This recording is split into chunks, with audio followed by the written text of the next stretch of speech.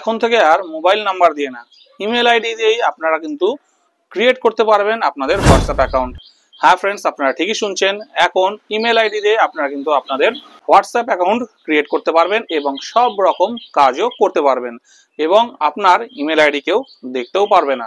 তো কি করে করতে হবে চলুন দেখে নিই এবং এর কি কি ফেসিলিটি আছে সেটাও আপনাদেরকে বলে দেব। তো চলুন ভিডিওটি স্টার্ট করি। ভিডিও স্টার্ট করার আগে আপনারা যদি চ্যানেলে নতুন হয়ে থাকেন তাহলে চ্যানেলটিকে এখন সাবস্ক্রাইব করে নিন, যাতে এইরকম ইনফরমেটিভ ভিডিও আপনারা ভবিষ্যতে দেখতে পান। আর ভিডিও ভালো লাগলে অবশ্যই একটা লাইক করবেন এবং আপনারা কে কোন কোম্পানির ফোন ব্যবহার করেন অবশ্যই কমেন্ট করে জানাবেন, যাতে ভবিষ্যতে আমি আপনাদের সেই সব কোম্পানির ফোন সম্পর্কিত নতুন নতুন ভিডিও আনতে পারি।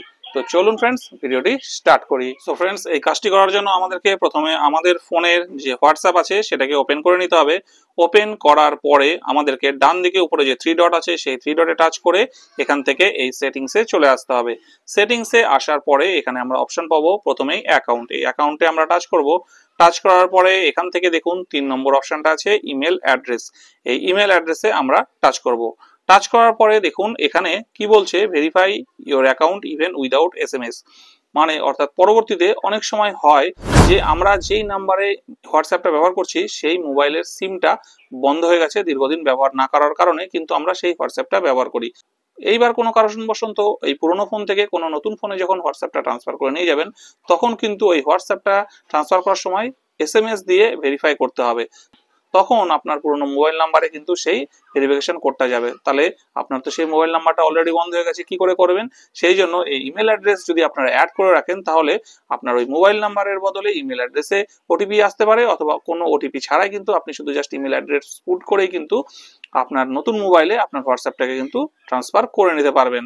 এবং এখানে কি বলছে, email help us reach you in case of security or support issue.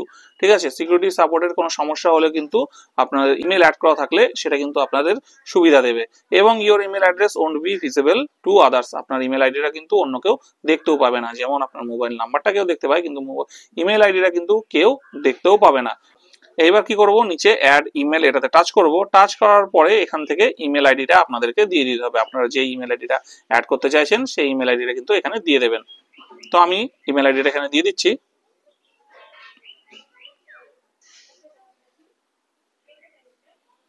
Email আইডিটা দেওয়ার পরে নিচে নেক্সটে টাচ করে দেবেন। নেক্সটে টাচ করার পরে এবার এটা কিন্তু ভেরিফাই হবে। ঠিক আছে, কিছুক্ষণ টাইম নেবে। এই যে ভেরিফাই কমপ্লিট হয়ে গেছে, দেখুন your account has been securely verified on this device. এখানে এবার কন্টিনিউ টাচ করে দেবেন।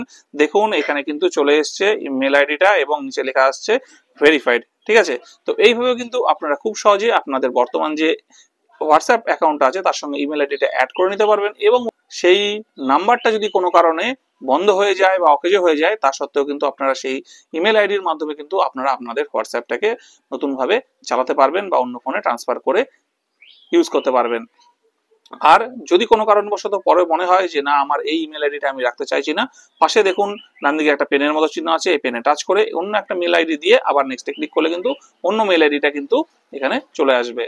সো ফ্রেন্ডস, এই ছিল আজকের ভিডিওতে। কেমন লাগলো ভিডিওটি এবং এই ট্রিক্সটি অবশ্যই কমেন্ট করে জানাবেন। যদি ভালো লাগে তাহলে একটা লাইক করবেন এবং এরকম ভিডিও দেখার জন্য চ্যানেলটিকে সাবস্ক্রাইব করতে ভুলবেন না। ততদিন ভালো থাকবেন, দেখা হচ্ছে পরের ভিডিওতে।